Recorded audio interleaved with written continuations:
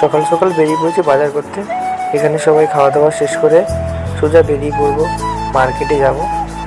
তো বাইরের আকাশের ওয়েদার খুব মেঘলা আছে, বৃষ্টি নেই, তবুও আমি ছাতা নিয়ে এসেছি। এই যে আমি মার্কেটে এসেছি, আপনারা দেখতেই পাচ্ছেন। এখন আমরা সোজা যাচ্ছি মার্কেটের ভেতরে। তো মার্কেটের দুপাশে দোকানপাট আর মাঝখানে সরু রাস্তা। তো এখানে সমস্ত দোকানপাট আছে, সোনা দোকান থেকে শুরু করে কাপড় দোকান থেকে শুরু করে A to Z সমস্ত কিছুই আছে। আপনারা দেখতে পাচ্ছেন সাইডে এখানে একজন লোক পলিথিনে পাতিয়ে জামা কাপড় মেলিয়েছে। এখানে শাকসবজির বাজার। তো আমরা এখানে প্রত্যেক সপ্তাহে শাকসবজির বাজারটা এখানেই করি। আপনারা দেখতে পাচ্ছেন এপাশে পাপাইদা, এপাশে টুপাইদা সবাই মিলে কিছু বাজার করে নিচ্ছি।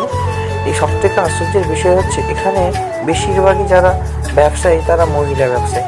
যাই হোক, সেখান থেকে বাজার করে তো সোজা চলে আসি আলু পেঁয়াজের দোকানে। তো 5 কিলোর মতন আলু নিই আর পেঁয়াজও নিই 2 কিলোর মতন। তো এখানে পেঁয়াজের দামটা 35 টাকা করে আর আলু 40 টাকা করে।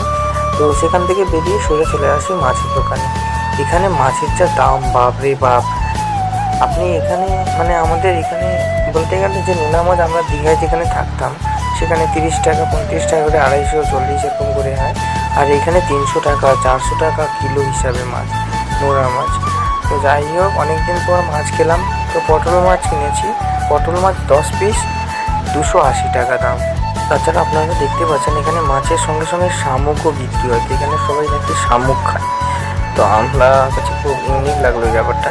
তো যাই হোক, আমরা সেখান থেকে বাজার করে কম বেশি করে ঝুড়ি কাটা, তারপরে ফলমূলের বাজার করে সোজা বেরিয়ে পড়ি বাড়ির দিকে।